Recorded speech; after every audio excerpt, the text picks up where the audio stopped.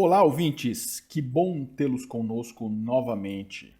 Lembrando que o nosso projeto visa democratizar o acesso ao conhecimento e o acesso à educação, utilizando essa grande ferramenta chamada internet.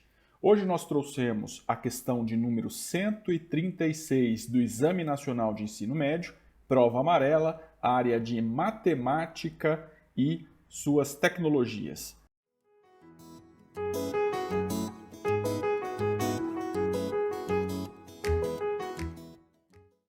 Lembrando que o ano base desta prova é o ano base de 2020.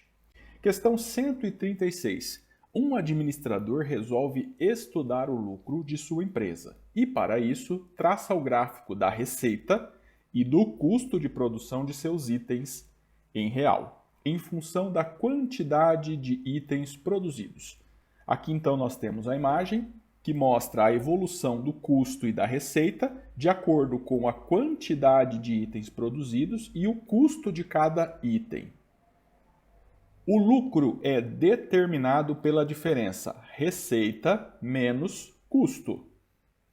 O gráfico que representa o lucro dessa empresa em função da quantidade de itens produzidos é alternativa A, um gráfico com uma parte de lucro negativo e uma parte de lucro positivo.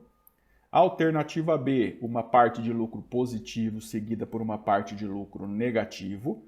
Alternativa C, duas partes de lucro positivo. Alternativa D, um gráfico todo de lucro positivo. E a alternativa E, outro gráfico com o lucro positivo também. Muito bem, então aqui nós temos uma questão envolvendo os conceitos de matemática financeira. E especificamente cita-se o preço de custo. Lembrando que o preço de custo é formado por todas as despesas envolvidas até que o produto chegue ao mercado. Ou seja, se você vai vender um cachorro-quente, o preço de custo é o preço do pão, o preço da salsicha, o preço do molho, o preço do carrinho e assim por diante. O preço de custo ele é composto por duas componentes, o custo fixo, como por exemplo a água, o aluguel, a luz, os recursos humanos e os custos variáveis, que são os insumos, os impostos, o frete e outros. Note que uma parte deste custo ela é fixa, ou seja, independe da quantidade de produtos que você vende, que é a parte de custos fixos, e o custo variável ele depende da quantidade de produtos que você vende. Ou seja, quanto mais cachorro-quentes você vende, mais insumos, pão, salsicha, tomate, você precisará. Quanto mais você vende, mais impostos você paga. Quanto mais você vende, mais frete você precisa. Então, o preço de custo nada mais é do que o custo fixo mais o custo variável. Já o preço de venda ele é formado pelo preço de custo do produto adicionado da margem de lucro. Ou seja, o meu preço de custo, que é o quanto eu gastei com o meu produto, mais a minha margem de lucro. Por exemplo, se o preço de custo do cachorro-quente é R$ 5,00 e você quer vender ele a R$ 7,00, logo a sua margem de lucro é de R$ 2,00. Já o lucro unitário, o quanto eu lucro por unidade que eu vendo, nada mais é do que a diferença entre o preço de venda e o preço de custo. Então, o lucro unitário é o preço de venda, por exemplo, R$ 7,00, subtraído do preço de custo, que nada mais é do que o quanto eu gastei para produzir aquele produto. Se o preço de venda é 7 e o preço de custo é 5, logo o meu lucro por unidade é igual a 2. O lucro total nada mais é do que o número de produtos que eu vendo vezes o lucro unitário, e a receita nada mais é do que o número de produtos vendidos vezes o valor de venda. Então, se eu vendi 100 produtos e o meu valor de venda é 5, logo a minha receita é 100 vezes 5, ou seja, 500.